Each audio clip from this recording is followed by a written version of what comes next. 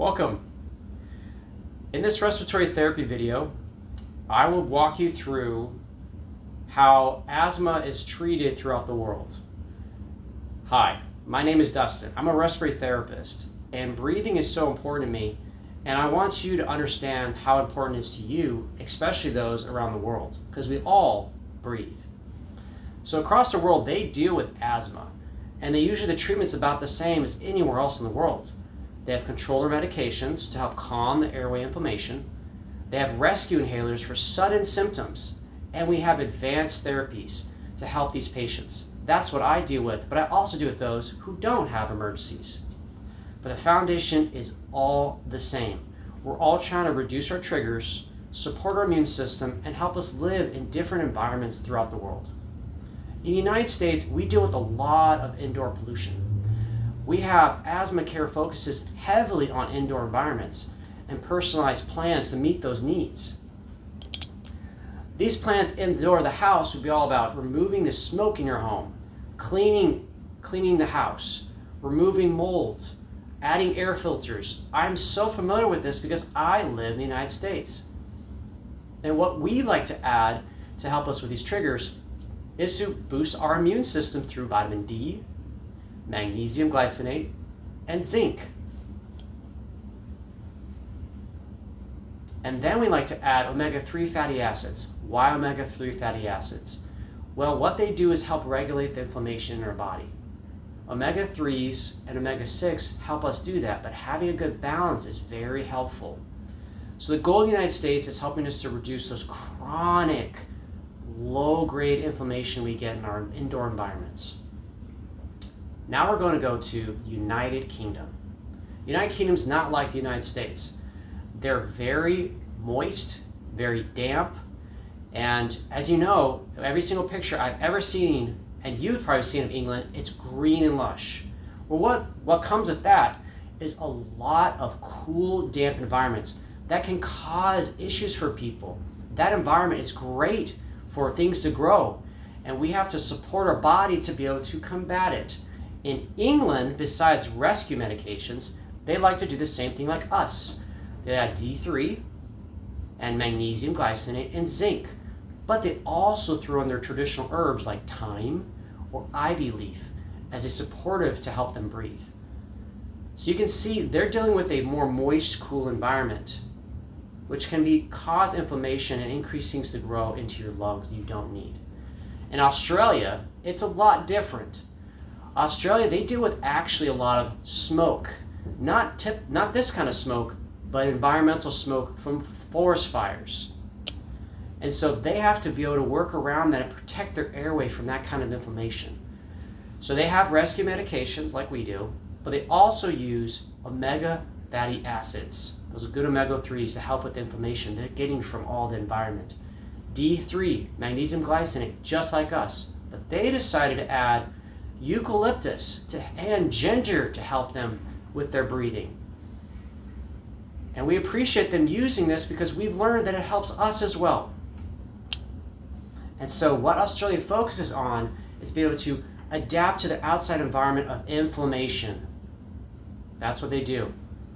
Now we come to the cold Canada. And we all know Canada's cold. So what happens when your airway is cold? It starts to tighten up. It starts to get inflamed.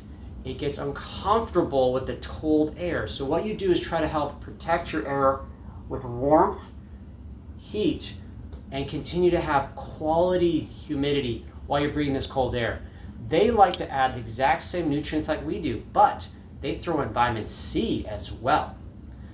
And then the herbs they like to add is elderberry. I've heard of elderberry. You've probably heard of it. Because they use it, we use it now. It's helping us because they use it.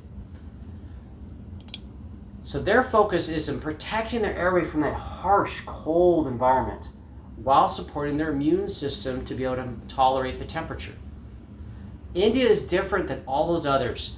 India is very, very populated area. So they deal with a lot of pollution. And they have very strong traditions throughout the years to help support their people. So what they do is that after they get the medications, because most of our medications come from India. We make some of them, but they make them for us. So we share a lot with them. They have plenty of medications, but what they don't have is being able to control how much people they're in. And there's so much pollution, and it's hard for them to really get nice fresh air. So what they've decided to do is, if I can't get fresh air, I will also find ways to support my immune system. And so they do the same thing as us: D3, magnesium, zinc, but they added some new herbs that we have maybe heard of: turmeric, ginger, but here's a new one: tulsi. So their goal is to use traditional medicine, modern day medicine, and then helping them cope with the pollution in their environment. Next country we're coming to is Brazil. Brazil, one of the largest beaches in the world are in Brazil. They have so much diversity when it comes to landscape: rainforests, mountains, deserts, beaches. It is so diverse. What they're usually dealing with is humidity and having to support their immune system, because things that love Brazil also can cause harm to your lungs over time. So what they do is focus a lot on immune support. And so they added vitamin C, zinc, and A. They get this a lot from their fruits and vegetables. And then they really like to add garlic and another one called guaco. That's a traditional one that we don't have in the United States. But that's something they use there that's helped them locally. So it's very good to use stuff locally to help support your immune system, because it is there for a reason. So as you can tell, their focus is on a lot about immune support and helping them deal with the constant amount of moisture. There's different parts of the United States like that. For example, Florida is very humid, and they deal with a lot of similar things Brazil deals with. And so having to control that human-prone bacteria or funguses, it's good to use this garlic that they suggest, because it works there, it might work here. China is like India, but a little different. China's a lot more industrial, but also very populated. And they have different traditional remedies. In China, they do have modern medicine and traditional, and a lot of pollution. So like us, they use D3, zinc, but they added selenium. Selenium is really good for you if you have to help cleanse your body. Traditional support they also use, which is called astragalus, and they like licorice root. This is something traditional they use in that region. So their goal, just like us and India, is to support long-term immune resilience. We're trying to control inflammation, which is long-term. They're doing long-term immune resistance, like India. But we all kind of are doing the same thing. Now we're going down to South Africa. South Africa is like Australia, because they deal with a lot of smoke in the area, and also community access to health medications. I'm referring to mainly modern medicine. And this is the inhalers we're talking about. South Africa has a very big, unfortunately, undeveloped country that is unable to get access to medications due to the way their government is run. It's not that it's not available, but not every country is willing to create a system that supports the local population where everyone has access to certain things. And we live in these different environments, and we do the best we can. So what they do when they don't have access to medications, they do the right thing. They get D3, vitamin C, zinc, and then they have their own traditional African garlic. And then their own specific one from there is called pelargonium. Pelargonium. So their emphasis on strengthening their lungs in their environment without always having access to modern medicine, which does help people with triggers and boosting your immune system. Nigeria, they are focused on nutrition. Very important. Nigeria, they focus on nutrition, education. And when they give nutrients, they focus on vitamin C, zinc, vitamin A in their diet. And they like to add garlic, ginger, and they add this new one called bitter leaf. So they're focused on education and nutritional immune support.